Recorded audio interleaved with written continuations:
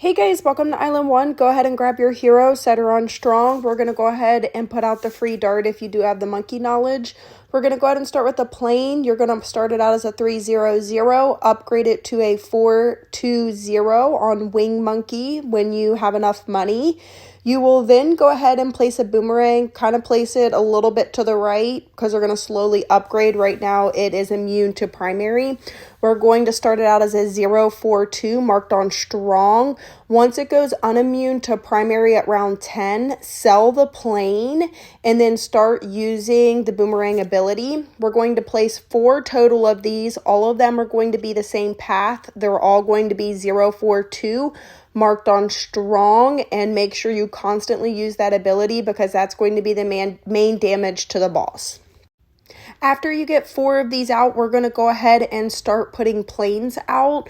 We're going to do 5 total. You're going to mark all of them as 4-2-0 marked on Wing Monkey.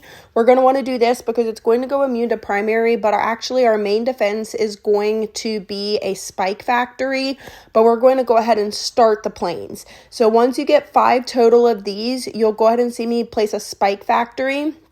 It's going to end up being a 2-5-0. You will, when it goes immune to primary, sell the 4 boomerangs and upgrade to the T5 spike. If you need to sell 1 or 2 of your planes, you can go ahead and do that. I had enough money to where I could just sell the boomerangs and upgrade my T5 spike, so I did go ahead and leave my planes out. Once we upgrade that T5 spike, we're going to go ahead and start on a T5 druid. It's going to be a 2-5-0, or you can make it a 1-5-0. It doesn't matter, but go ahead and place it out anywhere. And then we do want the middle path. That way, the spirit of the forest, it will help with the vines and the balloon cleanup aspect. Once we get that spirit of the forest, you can just speed it forward, grab any one of your planes and go ahead and mark it as a T5. We're going to upgrade one of them to a 5-2-0. I suggest doing one towards the water because we will end up pairing this with a village. But first, we'll go ahead and put out a boat. It's going to be a 5-2-0 marked on strong. I will then go ahead and pair a village. Try to put it to where it's going to be in range of all of your towers. We're going to start it out as a 2-4-0. Use the ability anytime it refreshes so the towers within range have more pierce and then in turn will damage the balls. Once we get that upgraded, we will go ahead and sell the extra planes. We'll go ahead and put a sniper marked on strong. It's going to be a 5-0-2. And then we'll go ahead and do the bottom path, the elite defender, and we'll make it a 2-0-5 marked on strong. And then constantly use that village ability. That way we have that extra pierce. After we upgrade our elite defender, you can let it speed forward again. Go ahead and upgrade your village to a T5. You'll go ahead and mark it as a 2-5-0. That way our village is upgraded all the way. And then we'll go ahead and start preparing for a T5 spike. I'm going to go ahead and kind of put it towards the end of the loop. That way we have time to save.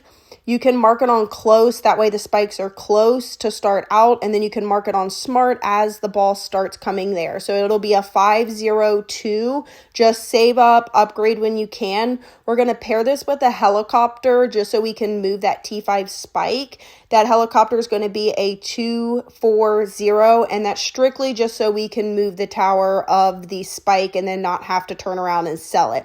When the ability refreshes for the helicopter, you can then use that ability and move the spike within range of the boss. That way it's always targeting the boss. Now we'll go ahead and start preparing for our dart paragon. If you do have the monkey knowledge, you can go ahead and do the bottom path twice. So I will go ahead and put out 2 bottom paths. They're both going to be 2-0-5.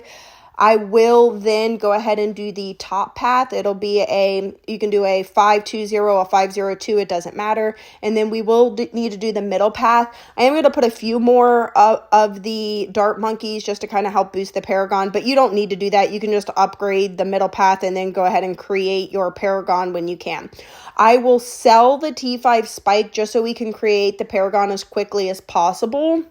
And then we'll just end up rebuilding it. Once you create, or once you have enough of the dart monkeys, if you don't want to put extra, that's fine. Go ahead and sell the T5 spike, grab one of your dart monkeys, and then I contributed the max. You don't have to, you can contribute the bare minimum, and then we'll go ahead and start rebuilding. So I'm going to go ahead and put out a T5 spike again. That way when it goes immune to primary, we will have the defense out to kind of help until it goes unimmune to primary again. So that T5 spike is going to be a 502. You can mark it on close. I am going to go ahead and put out a boat. I'm going to make it a 052. I specifically do bottom path. That way I can grab the black mobs that are coming out and using that ability as well too. I'm now going to go ahead and place an alchemist. I'm going to make it a 520. That way it buffs all of the other towers. You can honestly save up for a different paragon if you want. I was super lazy. I don't want to farm or try to save up for any other paragon, and the dart paragon's the cheapest. You will see you have plenty of time. It's going to defeat the primary, and we are going to have time to where it goes back to where it's unimmune to primary, and then we'll have plenty of time where the paragon will still be able to hit the boss. I will go ahead and place out a super monkey. I'm going to make it a 204. This is just to kind of help to get us through the primary. In 6 rounds, it will go unimmune to primary, and then our paragon will be good again. I will also go ahead and rebuild the paragon towards the back end of the map. You necessarily don't have to, but that way, since the boss is coming, I wanted to maximize and get as many levels off as possible of the boss. So you will see when it goes immune or unimmune to primary, I will sell the paragon and then recreate it towards the back end. While you're waiting for that, you can go ahead and start creating your T5s towards the back end of the map. That way, when you do go to recreate it, you can just quickly sell the other paragon and then quickly select one of the other ones to rebuild that paragon. But that is basically it for this boss. This is a really easy strategy. Like I said, if you rather go all out and try to micro super hard, you could probably create a different paragon. You can create a magic. You can do military. You can do all sorts of things. But if you're just looking for an easy strategy, this is going to be it. This is going to get you over 140 each time. You can use the dart paragon twice if you use this strategy. And then that way you can get a solid score each time. As always, thank you guys so much for all of your support. Make sure you drop a like and subscribe if you haven't, and I will see you guys very shortly on Island 2. Bye, guys.